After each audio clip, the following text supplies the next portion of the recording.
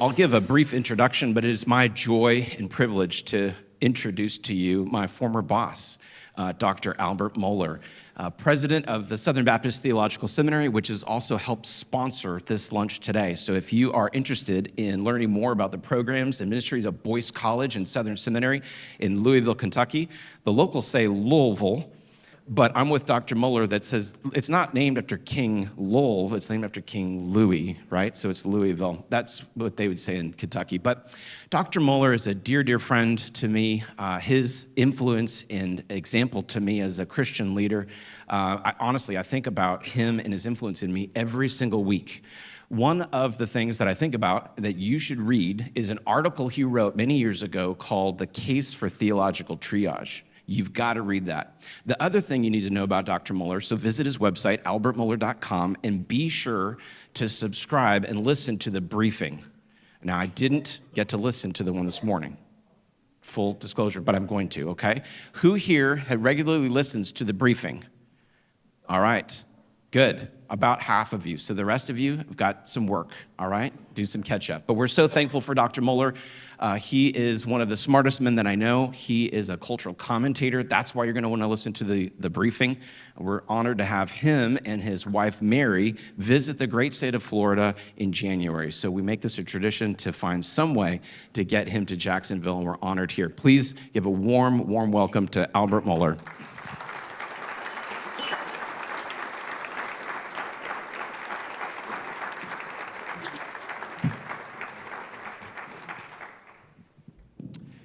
Thank you, Jeff. It's great to be with all of you, and it's great to be here with Jeff as a friend and so many others here who are friends and colleagues. And I never use the word colleague in the past tense because that's not the way it works in God's economy. We get to continue working with one another. We just get deployed in some different places. And yeah, Jeff likes warm weather. So that's a part of the reason. I appreciate being here, and just in every way, but it's always interesting the comments made about you, and the comments been made about my dress. This is just how I dress. This is how I show up. And I will tell you that my advice to younger men is that you will reach a point where you will do humanity a favor by wearing as many clothes as possible. And so the older I get, I mean, you just need to cover more. That's just it. Yeah, I'll be wearing a burqa by the end of the lifetime. This is just the way it works. And I tell people, I learned this from, just as a young pastor, I learned this from a senior pastor.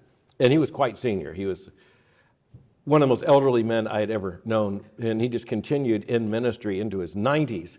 And he told me, he said, because I was only 20, 21 years old. He said, you put on a suit, you can go anywhere. And it's just true. I found that if I went to the hospital and somebody's in the emergency room, I could just walk through all the doors. And people just assumed I belonged there. If I was dressed in cargo shorts, wouldn't have made it that far. So this is it. It's my secret weapon, and I'm just going to continue this. If I'm dressed differently in the casket, it wasn't my choice. All right. I really do appreciate the introduction by Jeff, and I'm honored to be here in Jacksonville. But he left out something just of vital importance to me. And that is that I'm a Floridian. And I will just tell you that I was Florida boy. My wife one point said about my childhood picture, she said, I can't find a picture of you with a shirt. It's because I grew up in a world in which, other than school and church, that's pretty much the way it went. And I was born in Lakeland in 1959. And my story is of the development of Florida during that time period. I had an idyllic boyhood in Florida, in Lakeland in particular. My parents, both from Plant City. My mom's family, 7 generations before her in Florida. And if you know how that works in Florida, that means you're way back. My great-grandfather was a surveyor for Henry Flagler and had scars all over his back attacked by a Florida panther in what is now Stuart, Florida. So that tells you, number one, there were panthers in Stuart, Florida. And it also tells you that this is just a very young state in some ways, but a very old place. I would say that my boyhood in Florida was very idyllic until I was about 13 when Florida changed. And you can think of some things that happened about the same time, and yes, that did have something to do with it. But no, I'm really talking about a life change that was forced upon me at 13. And it has a lot to do with leadership and what I really want to talk about in the time we have about convictional leadership. And it has to do with the fact that my father was 43 years with Publix. I'll just simply say this. My father started at store number 5. 5. I grew up in a church where the president of Publix was there, vice presidents. It was the first person to call me Mr. Mohler when I was a preschooler was the president of Publix. And I thought it was pretty cool. But my dad got transferred down to South Florida in 1972 because at the time, pre-Disney, Central Florida was not growing nearly as fast as South Florida. So we ended up in the town of Pompano Beach, Florida. And, my dad was just, managing a public store, and I'm in the 8th grade. Okay, I experienced a huge cultural shift moving from Lakeland to Fort Lauderdale in 1972. Number one, the school had the same name, but in Lakeland, it was Crystal Lake Junior High School. In Pompano Beach, it was Crystal Lake Middle School. And so the name had changed, and wow, was it a different place. So I grew up in Medela. If any of you know Lakeland area, Medela is actually a small subset, more toward Plant City. Medela Elementary School, it was about as small town American South as you can get. And then we moved to New York, 200 miles south. And the world's just different. I wasn't in a junior high school, I was in a middle school. And the entire culture was entirely different. The Broward County school system built this new middle school in which I was a subject. I was an inmate in this school. And it was one room. It was this 1960s educational philosophy that all of a sudden was now a part of the school philosophy in Broward County, Florida. And you don't need walls to separate people. Just put everybody. Who would think that putting, 500 12 to 14-year-olds in a room, one room might be a problem, not conducive to much education taking place. But the other thing is that in Lakeland, basically it was a family neighborhood school. So everybody knew everybody. We went to church with everybody. Everybody kind of knew where everybody stood on everything. There was very little moral confusion in that context. But now I end up in Crystal Lake Middle School, and I've got teachers, and they're just different. I had 2 atheist teachers. Okay, that shakes me to the bone. This, 13-year-old Christian boy. I'm in a situation, I got these atheist teachers. And what I didn't know is that the philosophy behind all of this was the revolt in the 1960s against authority. And the educational motto of the progressives at the time was, no more sage on the stage, all you need's a guide on the side. The displacement of authority. We don't need leaders, we just need facilitators. And as a matter of fact, that term, which I believe was invented by NASA, because NASA needed things facilitated. But the difference between a facilitator and a leader is that the leader can be fired and the facilitator basically not. All right. So I'm in this room, 500 12 to 14-year-olds. What could go wrong? No more sage on the stage, just a guide on the side. When I was a younger child in Polk County, teachers were authoritative. They were masters of the universe. It was not so much at Crystal Lake Middle School. Okay, so a lot of things are going on in the early 1970s, and I had to go to the bathroom, and in the bathroom I smelled an unmistakable smell of marijuana. I knew what it was, and I knew there was a kid smoking marijuana. I didn't know exactly what to do with that, other than, I guess it's not my problem, nothing I can do about it. I don't know what the kid is. I'm going through, and there's my English teacher, and I realize, wait a minute, he's the one smoking marijuana. 8th grade English teacher. So I just passed him, and I looked at him, and he goes, got to do something to get through the day with all you 13-year-olds. All right, he was also coincidentally one of the atheists that I had. But anyway, my entire world is thrown into just confusion and, quite frankly, consternation. I realized I am the adult in the room. I'm 13 years old, and I am like a million times more conservative than these teachers, and I inhabit a moral universe different than the one they inhabit. I want somebody to show up and say, hey, you, sit down. I want somebody to say, in 1492, Columbus sailed the ocean blue. I want some facts here. I'm desperate for this. I can't tell you what I learned in the 8th grade at Crystal Lake Middle School, other than one of my chief ambitions in life was to escape from Crystal Lake Middle School. And I saw an example of what happens when leadership is depreciated and actually ideologically opposed. It was forfeited by people who said, we don't need authoritative leaders. And I will tell you that if you need any proof of the need for leadership, just take a bunch of 13-year-olds and put them in a room and see what happens. You do not get even War and Peace. You get Lord of the Flies. That's what it shows up. Somehow a pig's going to die real fast. All right. So a lot of my life has been in a struggle to try to understand leadership and what it means. I was attracted to models of leadership, even though I didn't really understand exactly what they're doing. I saw examples of leadership, thankfully, in my home, in my father. I saw examples in our church, which is a rightly ordered, biblically committed church. I saw this emulated in my extended family. And I want to tell you that you may never have thought about this before, but the world is divided between those who have cousins and those who do not. And those who have grandparents and those who do not, that they know and are eagerly and energetically involved in. And because I had 2 sets of absolutely devoted grandparents, and I could ride my bike between the 2 houses. And I guarantee you that between the 6 adults in my life, they knew where I was every single minute. And they knew exactly what was on my mind at just about any moment. My grandfathers were like I said, my dad was working so hard.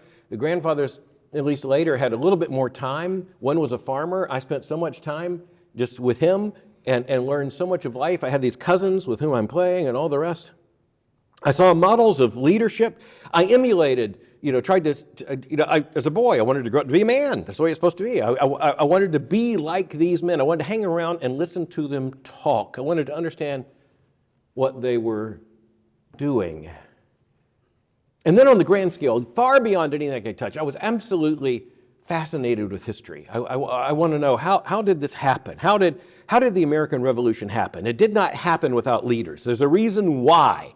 We talk about George Washington, and there's so much more there that can even be encapsulated just by referencing his name. But you could not have the American Revolution the way it happened. You would not have the American presidency the way it was defined without the singular person of George Washington. When I was about the same age, and my grandmother, my father's mother, gave me every year for my birthday an annual subscription to National Geographic magazine. And as a boy, it just fascinated me beyond words. Now, I must tell you that I got the mother-edited version of National Geographic, so all the naked natives were taken out. And but I was left with the most important things, including snakes and sharks and history. I was absolutely captivated and have been ever since. I'll never forget this. Never forget the power of a single magazine issue in the hands of a child. Okay? The memorial edition of National Geographic about the death of Winston Churchill has loomed large in my imagination from the moment I saw it as an elementary school child until now. I can remember the black and white pictures. One of them, of all the cranes there on the London docks, bowing down, which is a magnificent sight. If you've never seen it, just Google it and look at the picture and understand that was unscripted. No one scripted that. It was the dockmen themselves who, out of respect for Winston Churchill, when his funeral barge passed by, all the cranes there in the Thames went down. And I wondered, what does that mean? What does that mean? There's this little woman dressed in black, holding a black purse on the porch of St. Paul's Cathedral. She was all alone waiting for the arrival of the body of Winston Churchill for his state funeral. And I wonder, what does it mean? And who's that little lady? And then there was a statement underneath. Her Majesty Queen Elizabeth II awaiting the body of Winston Churchill. And then the next sentence. This was the first time in British history that a crowned monarch had attended the funeral of a non-royal. She was asked, why did you break tradition and attend this funeral? And Queen Elizabeth said, well, he did save the empire, didn't he? Didn't he? You look at that and you realize, okay, so I want to know more about Winston Churchill, and to know me is to know I'm fairly obsessed.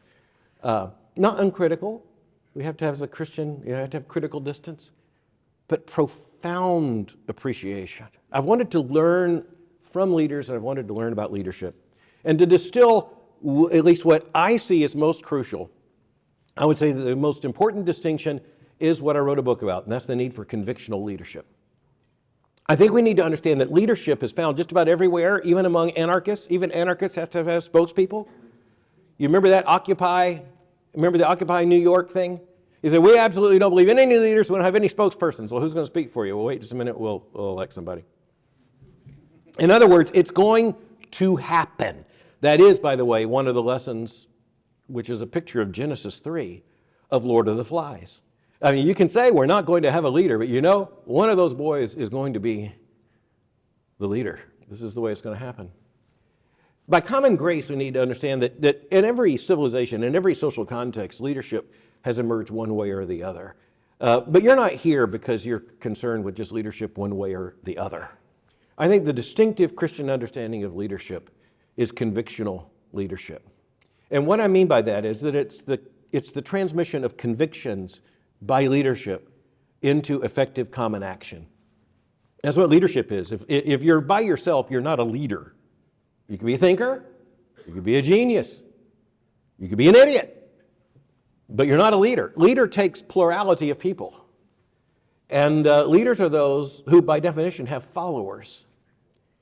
And of course, the world can look at leaders and say, well, we have military leadership, we have corporate leadership, we have tribal leadership, we've got celebrity leadership, you just got on the list. But I think the only leadership that matters long term is the leadership that translates truth and conviction into lives and into action. And that's just what I want to encourage you to aspire to, and I want you to settle for nothing less than that. Peter Drucker once said the difference between leadership and management is that management knows how to do things and leadership knows what things need to be done. And that's a crucial distinction. We need managers, we really do. We need managers who know how to do things and to get people to do things. The problem is, what things must we do? That's a leadership question. That's a strategic question. And I would argue that's a convictional question. We've got to translate our convictions. This is where Christians understand we have the great benefit of the Old and New Testaments telling us explicitly what convictional leadership looks like. You look at the Old Testament and you look at Moses. The example of Moses is the example of convictional leadership. Moses was not a duly elected democratic constitutional leader. He was the prophet of God, raised up by God in such a way that God spoke to Moses. God spoke through Moses. Moses was, in that sense, an Old Testament mediator through whom God spoke to his people. Moses became so essential to Israel that, let's just put it this way, Israel did not work its way by wandering into the land of promise. Moses was used to bring them right up to the brink of the land of promise, where all that divided was a Jordan River, where Joshua would lead them to cross. The convictional leadership is exactly what Christ invested in his disciples. It's the leadership that is demonstrated in the New Testament through the apostles. And this is what you find in any healthy church. You find healthy biblical leadership. And it's defined in terms of conviction. Our Christian worldview is what establishes our worldview and the impetus for our leadership. It is biblical truth that establishes that. And by the way, one of the things we need to recognize, and let's frankly be thankful for the fact that the world, including non-Christians, has leaders. We should be thankful for that. It's like the old Book of Common Prayer on marriage. It's not the most important thing to say about marriage, but you got to say it, which is marriage is a remedy for sin, okay? That is not the most glorious thing, but it's a very essential thing. And so we should be thankful that even in the fallen world, even among unbelievers, there are leaders. And we have to hope that they will lead well. We hope that they will lead righteously and justly. We have to hope that every father in every home will lead well, Christian and otherwise. We have to hope that every president and prime minister in any nation will lead well. And you just filter that through university presidents, college presidents, trail life leaders. I would say scouting leaders, but that's because I was a Boy Scout back when the Boy Scouts were made up of boys who knew they were boys. It's a different world. Things were simpler then. But among Christians, it's not enough to operate simply by common grace and by, say, the assurance that leadership is a part of God's plan and this is an essential part of human sociology. That's not good enough. We need to be thankful for every secular contribution to making leaders better. And I think many of us have benefited by reading, emulating, following even secular leaders from whom we have learned much. The one thing you won't learn from a secular leader is how to translate Christian conviction into leadership, and that's our business. And that's where we come to understand that the comprehensive truthfulness of Christianity applies to every single dimension of life. And we know that in theory, we hear ourselves say that, but it's actually our job as leaders to show what that means. And that does start in our family, and it certainly has to happen in our churches. But the glory of God is demonstrated in it happening at the convenience store down the street. And it happening in this school of one sort or another, of it happening in this business. And sometimes that means a very large business, but sometimes it means a small business. In any sense, whether it's profit or nonprofit, the leadership challenges are pretty constant. And the main leadership challenge is translating every major issue into convictional faithfulness, into fidelity. And so what we have as Christian leaders is not just a set of rules over here that are given to us in Scripture. It's an entire way of life. It's a comprehensive worldview, which we believe is, first of all, to the glory of God, true. Truer than anything else. It is not contradicted by the wisdom of the world and can't be contradicted by the wisdom of the world. This is the very wisdom of God. But secondly, we also believe that for that very reason, it is what genuinely leads to human flourishing. It's what genuinely leads to the right kind of increase, the right kind of prosperity, the right kind of solidarity, the right kind of neighborhood, the right kind of community, the right kind of economy.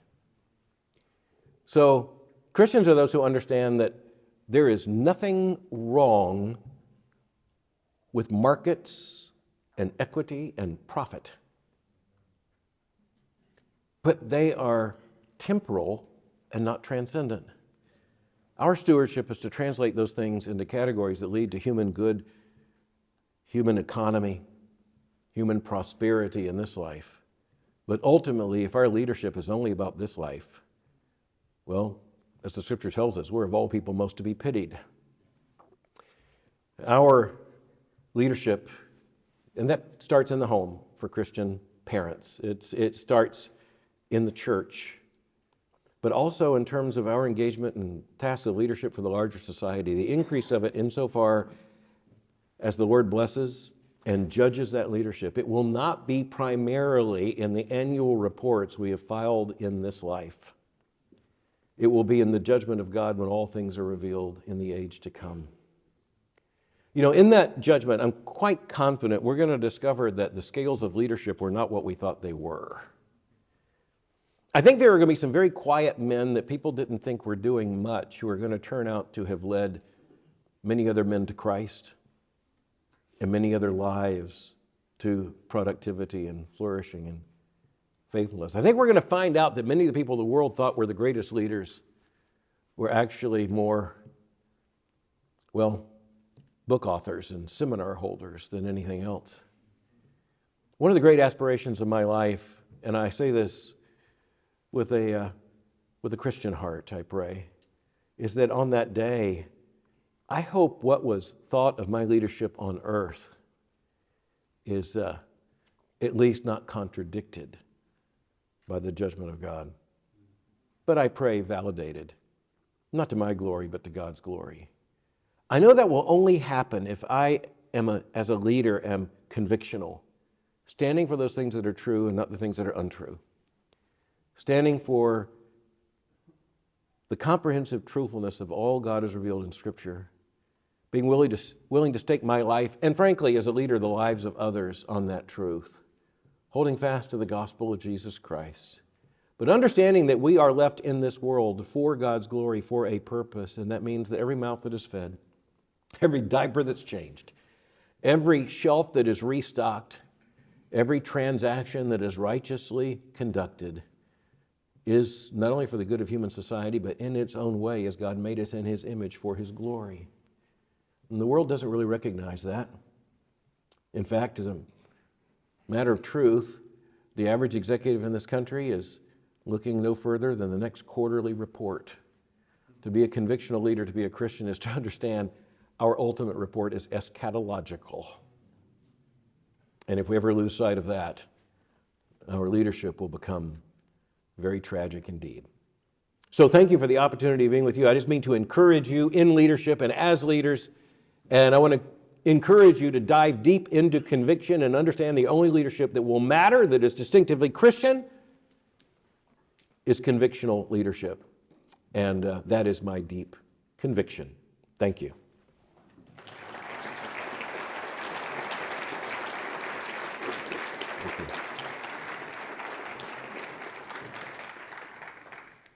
You've got a QR code up there. You can scan that and send your questions that you have. We'll have a limited amount, clearly. Dr. Mohler, I've got one just to throw out to you real quick. It may take the whole 20 minutes you got left or so. You know, in the world we're living in, it appears that honesty has escaped some people. And I'm curious your thoughts on owning mistakes. It seems like over the last few years there have been some mistakes made, but I haven't heard anybody own. By me? No. Okay, I just wondered. Okay. By the way, if you don't listen to the briefing, go listen to today's briefing. It's really good about the Baltimore newspaper. But anyway, what are your thoughts as far as leadership about owning your mistakes? Oh, well, somebody's going to own them. And I'd rather own my mistakes than my enemies own my mistakes. Quite frankly, I mean, don't we learn this real fast? I can still remember the first time my dad apologized to me. Or at least I guess I can say I can remember the first time I remember my dad apologized to me. And my dad had responded to something, and it was based upon a wrong assumption. It was based on wrong information. And my dad just came to me and said, look, I misunderstood what was taking place, and I just want to apologize. And I thought, wow, my dad never apologized to me. And that was a very moving experience. It just, exponentially increased my love for my own father. And then it also set me up to be a father who would have to do that many times over. And the same thing is true in every context of leadership. I pray not to have to apologize for anything catastrophic. And that's my responsibility. And so one of my aspirations has been never to write, and I've written millions of words, published millions of words. I speak through the briefing and thinking in public and other things, an incredible volume of words. One of my prayers every day is, Lord, prevent me from having to retract an article or something. I want my life to be a straight line insofar as possible. So I will say that most of my mistakes have been in meetings or in conversations where, I wish I was as careful sometimes in some conversations as I try to be in print. And so I think owning mistakes is something that people need as a gift. They need to understand it as a gift. And we need to understand that it's a gift that costs us something, but also earns us something. And by the way, if you don't know of a major mistake you've either made or narrowly avoided, you're probably, in need of some serious self-knowledge. Beyond the Bible, what time-honored books do you think should be on everyone's bookcase? Oh my goodness, this is horrible. This is really horrible. I don't even want to waste time doing this because I published several books, like 10 books that changed my life, things like that, but I'm changing them all the time. And so I would think of people that had, this morning with high school students, I said, look, here's a book that changed my life. He is there and he is not silent by Francis Schaeffer. I was a teenager and massive, massive, massive impact. William Manchester's 2 volumes on Winston Churchill. Oh my goodness, just life-changing reading a biography. When it comes down to the preface of the book, and he says that what was needed by England was, and there are 2 paragraphs of some of the most powerful prose ever found in the English language, where he describes the plight of England and the enemy who was Hitler, and what would be required if there could be a leader who could emerge in England who could defeat Hitler. And the paragraph ends, and there's just one sentence under that, which says, in London, there was such a man. Oh my goodness. So things like that. I'm not sure that this has the same effect that I want it to, but the guys who work for me, I almost always assign them in the first week to read Peter Drucker's The Effective Executive. And I'm still affected by the 2 questions. And remember, he wrote that when all leaders were men in the society that were recognized as addressed in a book like this. All the executives were. So he writes to young men. But he says, look, every young man needs to know by the time he's 25, am I a morning person or a night person? And am I a speaking person or a reading person? And those are 2 things I tell and I have young interns in my office, I tell them, look, you just need to know this about yourself. Are you a morning person or a night person? Because if you are a morning person, then do all the heavy cognitive stuff in the morning. If you are a night person, please don't do brain surgery at 6 a.m. Not on me. You got to know who you are. And of course, Drucker's point is you got to compensate for that. Self-knowledge leads to, action to compensate for that. If you're a night person, you got to work harder to be good in the morning. If you're a morning person, you got to work harder. And, Dwight Eisenhower said, the problem is the battlefield will not follow my personal schedule. So I have to be on it all the time. And that's one definition of leadership. We have to be on it all the time, but we're not as good all the time, and we know it. And then the ear person or an eye person, that's really important. Because I work with both. I am an eye person. Okay, just understand that. If you want me to retain information, give it to me where I read it. Speak it into my ear, and my wife will tell you that is very temporary. I can forget someone's name I'm going to introduce from there to here. It's just horrible. It's just I don't brag about that. It's a horrible deficiency. I wish I heard things better. Now, I hear the preaching of the Word of God. Thankfully, that's because the Holy Spirit sees to that. The rest of it, not so much. And so you just kind of have to compensate for it. But anyway, you asked for a book. Those books are the ones I would mention. I'm going to stop. Well, I almost didn't even ask that question. Doug and I had Dr. Mohler on radio about 4 or 5 years ago, and I made the mistake of asking that question. Yeah, it irritates me. And I don't remember, but it was somewhere around 6 books a month or something. It was crazy. Me? Yeah. Yeah, I read a lot more than that. Yeah. Yeah. I didn't want to say that, but it's... Yeah, no, I just mean I have to because of what I'm dealing with. I don't have any choice. I'm dealing with these things. So yeah, I'm not recommending anyone else should do that. But the Lord gave me the ability to do that. The Lord didn't give me a lot of other abilities. There are a lot of things I can't do. If you hear that I've climbed Mount Everest, it's a lie. I know I'm in good company that I can't remember a name from here Yeah. to there. So Yeah. good to. Thanks, Hank. Hey, here's a good one. Would you, let's see, how can we have convictional leadership with the present indoctrination that is happening in our school system? Well, you can't.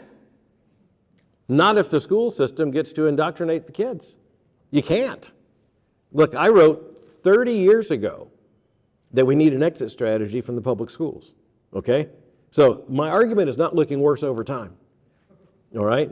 So I mentioned the public school of which I was a part. I never spent a day of school except in a public school. My children never spent an hour in a public school. And it is not because education has changed, it's because the school's changed. And look, I know I'm probably going to get into trouble here. All I'm going to say is I recognize there's some local distinction and there's some limited local control, and so the schools are not exactly the same everywhere, but you just need to understand the left has the control to increasingly make the schools the same everywhere. And we know what their agenda is. And so all I want to say is, look, anyone that lives, and look, when I talk to Christian parents, I get almost furious. When I look out and I walk in a place, I walk in a church, and I see all these, middle schoolers with a smartphone on it. And I know what they're doing with their time, and I hear what the parents have made as educational choices, and they say, well, we don't understand what we're hearing from our kids. Well, what do you think? You're hearing what goes in. You're hearing what goes in the ear, what goes in the eyes, what transforms the heart. And look, lately, and so I had a reporter ask me yesterday, actually, have conservatives awakened to the whole woke agenda? I want to say, yeah, for about 5 minutes. And then we have some limited policy victories, and I don't want to discount that at all. I'm very thankful, for example, here in Florida. You have a governor who actually just says that's not going to happen.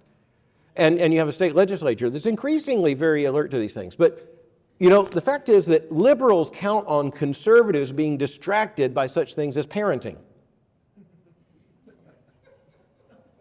You realize the political advantages of childlessness? You got a lot of time to be an activist. All right. You're changing diapers? Guess what? You're in a different situation. By the way, to the glory of God. And that's one of the things I say to conservatives. Just remember, we may not win Hollywood, but we're going to win the nursery. Yeah, because we are having the kids. So the breeders hold the future. All right? So long as we raise our children in the nurture and admonition of the Lord. The future does not belong to the infertile. And by that I mean the willingly, lifestyle infertile. I've got to stop. Amen to that one. I told my kids when they got married, be fruitful and multiply. I didn't realize how serious they would take me on that 11th grandchild on the way. People just find a different way to brag. All right, 11 grandchildren. That is to the glory of God. Look, every Christian man should want to be a patriarch. Every Christian woman should want to be a matriarch. We should show the glory of God in the fact that our churches don't have the place to put all the babies. That is to God's glory. We may not out-strategize them, but we will outbreed them. Go therefore. Well, good lead into this question. Pride and ego can be so tempting for leaders. Can you give us some guidance on how you root out pride and pursue humility? Absolutely. Speaking to young men in particular, get married. Because she's going to love you, she's going to admire you, and she's going to tell you the truth. All right. Second thing is have children. Oh, yeah. Because children will humble you in a minute. Number one, they humble you in the beginning by the very fact that they are not impressed. You are going to wear them on your clothes. You are going to, we just had our grandkids with us, to the glory of God. It's the most fantastic thing. Mary and I, we will just move across the country, be with our kids for a few days and grandkids. But you know what? After they leave, we're exhausted and sick. We have caught everything. They're preschoolers. My goodness, they can't kiss you without a sneeze. And so it's all there. But having kids does it. Having teenage children will be the absolute killer to ego and pride.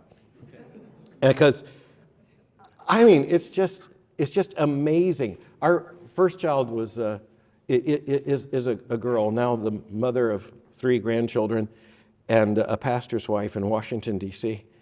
And, she's just brilliant. And I can still remember she's 13, and she would ask me questions after she heard me speak. And it was done with she is so sweet to me. She respects me, and her love for me is immense. But boy, her questions would just cut me to the quick. And she'd say, why did you do this? I think, well, honey, that was otherwise known as a mistake. She says, well, why did you stop using the person's name? Well, it's because I forgot it. So I'm serious, by the way, and I'm a Christian theologian who believes in ontological centrality, which is, I believe that living out the structures of creation as God gave us and the structures of the gospel as God assigned it, they actually have this effect on people. I think single people without connectivity to people who can tell them the truth are the most dangerous people on planet Earth. I think marriage is fantastic for both the husband and the wife. I had a person tell me the other day that he preached the sermon he thought it was just the greatest sermon of his life. And they're riding away from it. And he says to her, you haven't said a single thing about my message. And she says, because you've been thinking them all in your mind anyway. Which is to say how good a sermon it was. And she had him nailed. She said, you're just looking for verification from me. And she says, you know how much I love you and how much I admire your preaching, but I just wanted to make you wait this time and ask for it. Well, that was a very good wifely instinct. But it also made him, because he's the one telling me, just that, I just realized her affection is unearned. Her respect is earned. And that's a very good thing. And it works both ways. And it works between parents and children. So, yeah, I think beyond that, all I can say is we live in a society that acts like shame is a mistake. And we need to live in a society and create in our own world a society in which shame is tied to the things that are shameful. Such that, we understand we sometimes are ashamed and should be. Man, there's a bunch of questions here, so I'm just cherry picking. My answers are going to be fast. How are you handling the leadership changes brought about by the increased resistance to authority brought about by technology, social media, and just the culture in general? Well, I'll tell you one thing. Leaders have to be much more accountable to truth and facts. That's one thing. So, if you say what's not true, someone said back in the 1950s, they said, that a recession always shocked everybody because all the reports in the previous quarters have been faked. Well, now the Securities and Exchange Commission will give you a hard time with that. But you know what? Google will give you a hard time with that. So, in other words, what I'm saying is we have to be much more careful about speaking the truth. And I think in the Christian world, we've always known that there's a bit of braggadocio about things, there's a bit of numbers consciousness about things, that people say things that are kind of optimistically true or visually true. We're accountable to, truth. And so there's some good in that. It also means that our expertise has got to be clear and clearly defined. So, there once was a time when people looked to particular leaders, and say in the Christian world, as the people to ask about all kinds of things, where, quite frankly, we need to defer to others with particular kinds of expertise. And that's a part of good leadership, is that we just raise, that's a great question, but I think we need to get somehow, leadership in this case is getting to the right person to answer this question. But the general ethos, by the way, just doesn't work. As I say, again, the antipathy to leadership as a category only gains traction when they violate their principles to make their point. And I think we can at least call that out for what it is. Your wisdom is appreciated. What conviction led, what conviction did you choose, why did you choose this path? What conviction caused you to lead in Christian religion? Well, I have to say, first of all, I think humbly, I saw examples of it. And before, they didn't use the term, but I'm asking, what makes this person different? What is different here? What's present here that's absent there? And so, again, I mentioned the name Francis Schaeffer. People think of him as a thinker, not so much as a leader, but he actually was a leader and influencing so many lives and actually influencing so many organizations. But it was all about conviction. It was all about his passion for biblical truth. And they're pastors that had a massive impact on my life. And the ones that had the massive impact on my life are the ones who were driven by incredible conviction. I was a teenager in the 1970s. So, I turned 13 in 1972 when we moved to South Florida. And, I'm just kind of flailing around. I'm looking for help. And so I think you guys, some of you, many in the room will know who I'm going to talk about here. But some of you remember D. James Kennedy, pastor of Coral Ridge Presbyterian Church in Fort Lauderdale. Okay, so that ministry was just recently. Well, he, in many ways, personally mentored me. Huge personal influence in my life.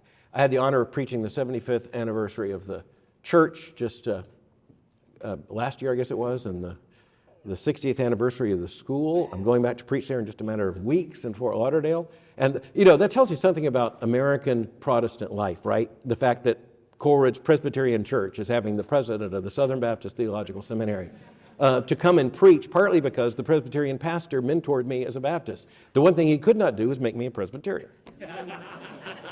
My word to the Presbyterians is I'm with you on almost everything, put the baby down. But nonetheless, it hit some of you at dinner. But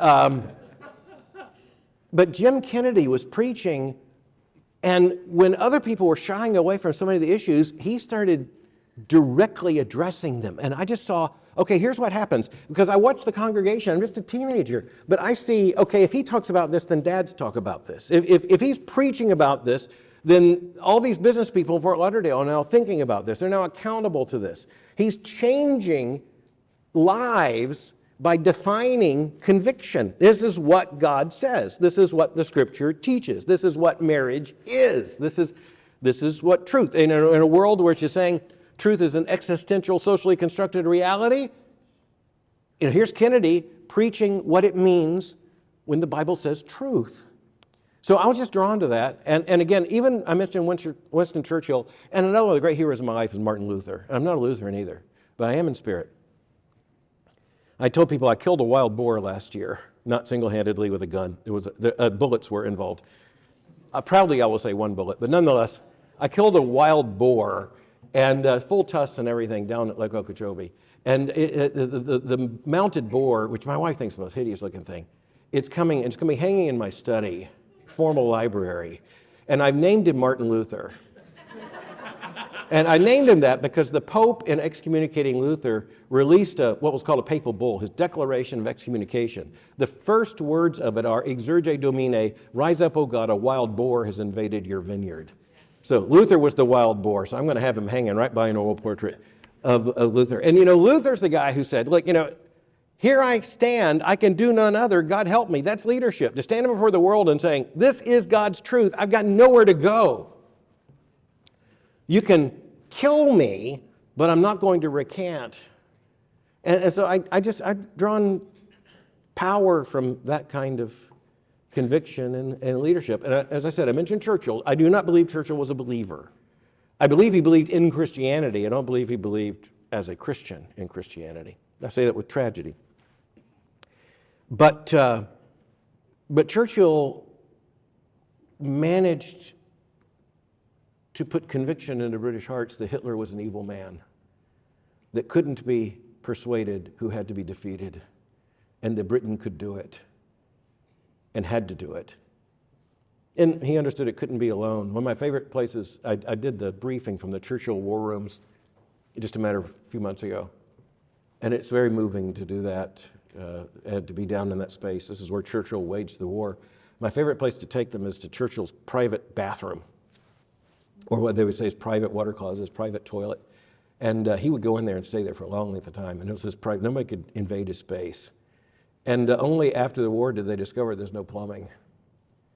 It was not a bathroom, it was a toilet sitting on the floor. And what was disguised behind it was a telephone with a direct line to the Oval Office. And Franklin Roosevelt, actually the Oval Office, that's an anachronism, wouldn't be calling it that, but to the White House. And so really during that time where they thought he was just secreting himself away, he was on the phone with Roosevelt waging war. And you look at that and you go, okay, this is a man in full right here. This is a man who even knew how to trick his closest colleagues into missing when he was talking to the President of the United States. So all that to say, examples like that. I mean, if you can't be inspired by that and it doesn't get translated into your own desire to lead with conviction, Churchill would have been a non-figure we would never have talked about if he didn't believe that Adolf Hitler was evil and had to be defeated. We wouldn't be talking about him. If he didn't believe that Western constitutional democracy was superior to Nazi fascism, then we wouldn't be talking about him. But he did. And here's the thing. He did when much of England didn't. And they turned to him as prime minister because he was the only person they could go to because he's the only one who had been consistent at the time. And he had to translate that conviction into the hearts of others, and he did. I want to do that. I don't mistake my leadership challenge for his. And I'm thankful I did not have his leadership challenge. I have my own, but I want to translate conviction the same way. We got time for one more? All right, this is good. Would you please compare and contrast convictional leadership and servant leadership? Okay, so I was in seminary in the 80s. So cue kumbaya.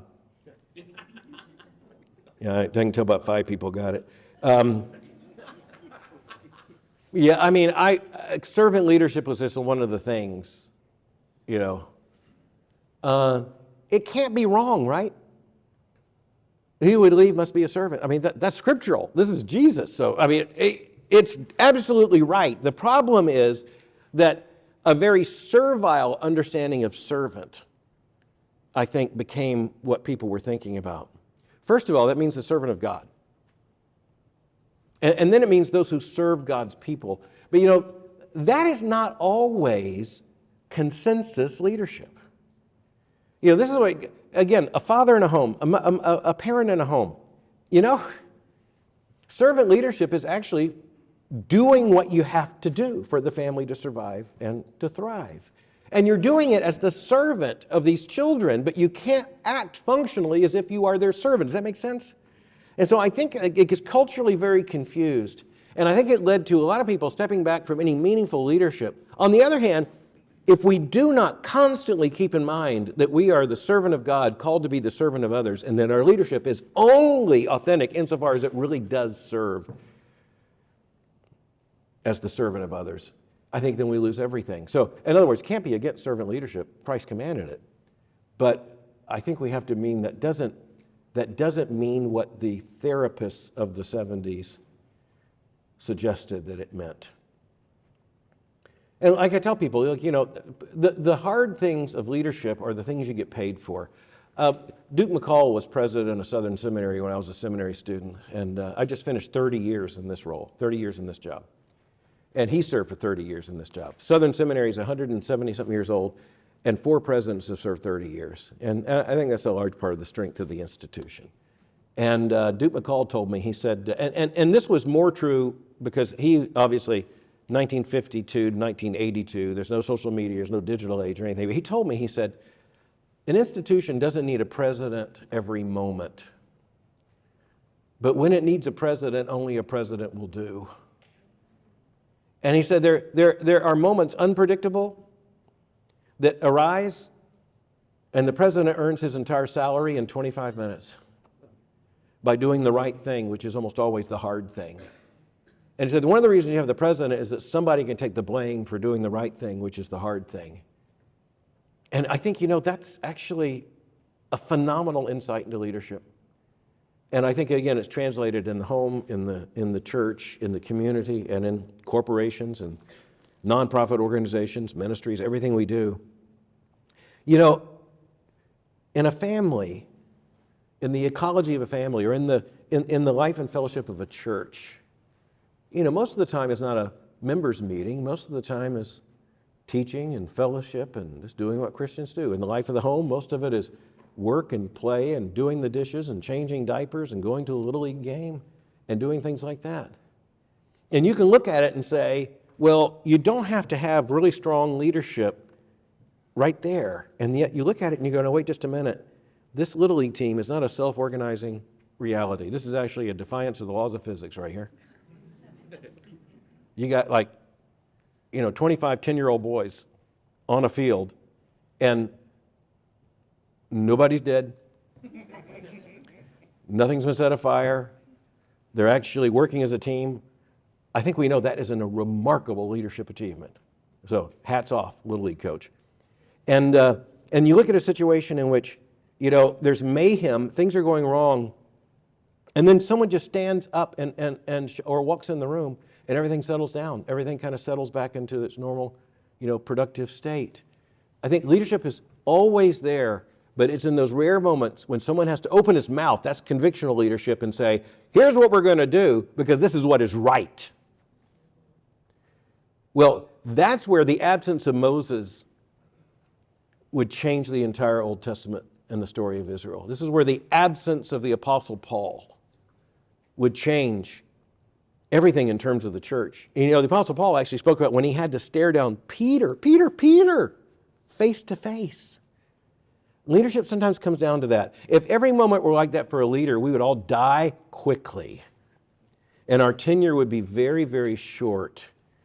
So we just need to know that we have to be convictional leaders all the time, and we have to be ready for the moments when it's going to mean the difference between life and death, between success and failure, righteousness and unrighteousness, a generation to come receiving what is their due or being robbed of it. Well, 30 years at Southern Seminary. I know we've got a lot of Southern Seminary grads here. I hope that continues. Hope we get at least another 30. Don't you look at me and think that. Thanks, Hank. Let's say thank you to Dr. Mohler. Praise God.